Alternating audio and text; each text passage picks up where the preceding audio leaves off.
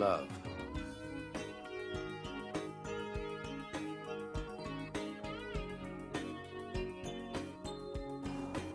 Fear.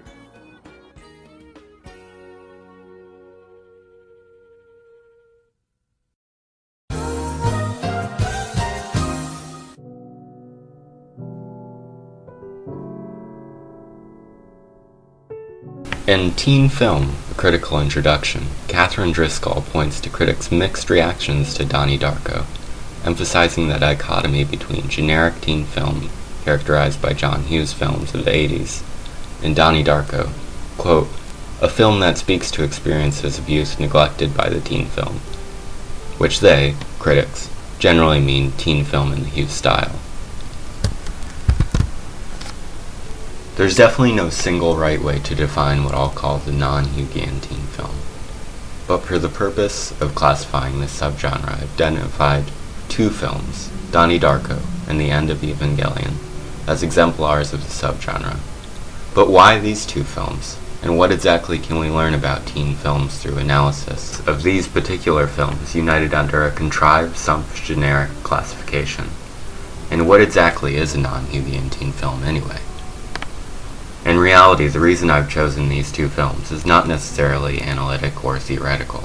The truth is, I identified with and was impacted by these films as a teenager, and I feel that I can add something more nuanced to the discourse on teen films by recognizing my experiential proximity to adolescence as a 20-year-old, than if I pretend my interest is purely academic.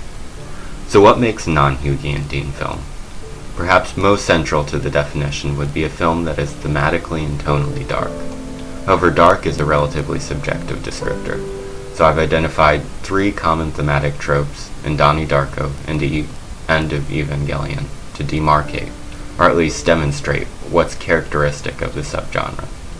Afterwards, I'll make my case for why non-Hughian films matter, but more about that later on.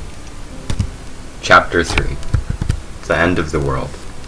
This may be a bit of a spoiler, but none of these films end particularly well for the protagonists. Or perhaps anti-hero would be a better term. In End of Evangelion, as the title suggests, the world quite literally ends, when all of humanity is subsumed in a transcendental sea of red liquid covering the entire surface of the earth, and only Shinji, our lovable protagonist, survives, along with female lead Asuka. It should be noted that the end of the world is termed Third Impact in Neon Genesis Evangelion, an event which is highly anticipated and alluded to mysteriously throughout the series. Donnie Darko also leads strongly into the end of the world, with Frank giving Donnie a very definite time frame.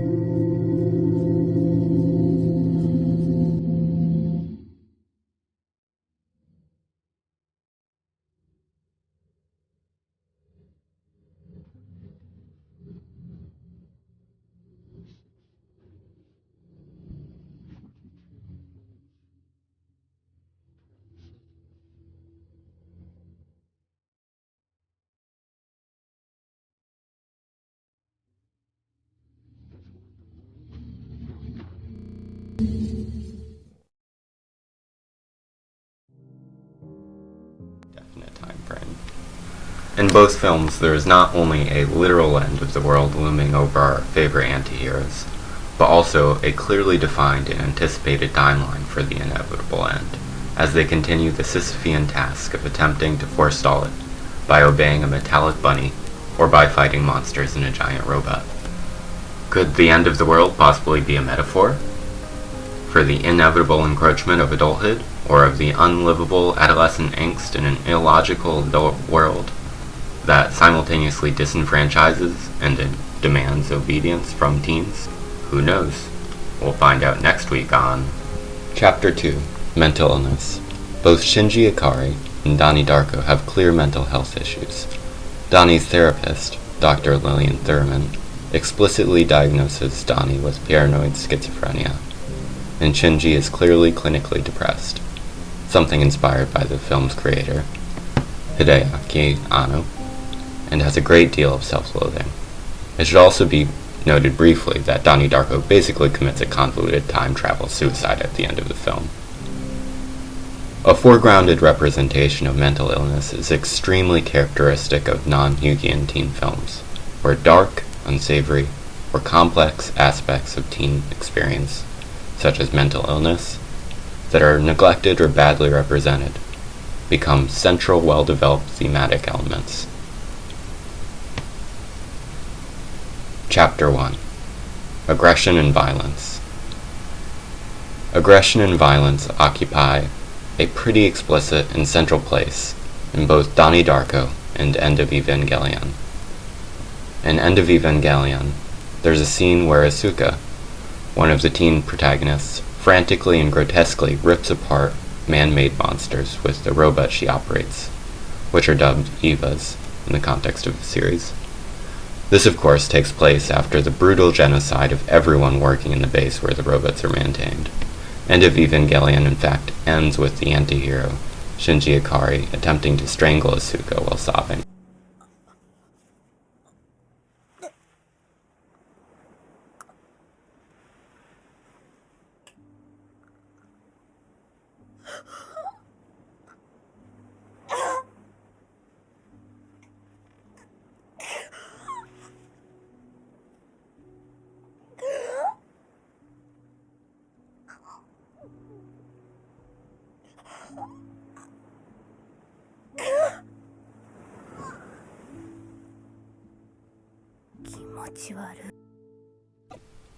To put it another way, emotionally charged, destructive, raw violence is par for the course in End of Evangelion.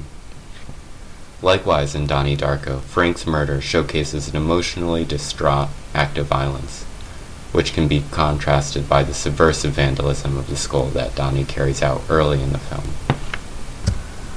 Conclusion. Ironically, the John Hughes teen film both emphasizes misunderstanding of teenagers by adult authority figures, while simultaneously perpetuating a very shallow and narrow view of the teenage experience. It can be existentially and experientially isolating to have your existence misrepresented or ignored. Films like Donnie Darko and End of Evangelion attempt to fill the gap, and instead of portraying the teen experience through description or an everything will be alright sort of message, these films showcase raw emotion, violence, insanity, and the end of all things. When you're a teenager going through raw, insane, violent stuff, it can be comforting to know that you're not alone. That way you feel isn't manufactured. Your crises are real, and it's a real experience. An experience that you're not alone in.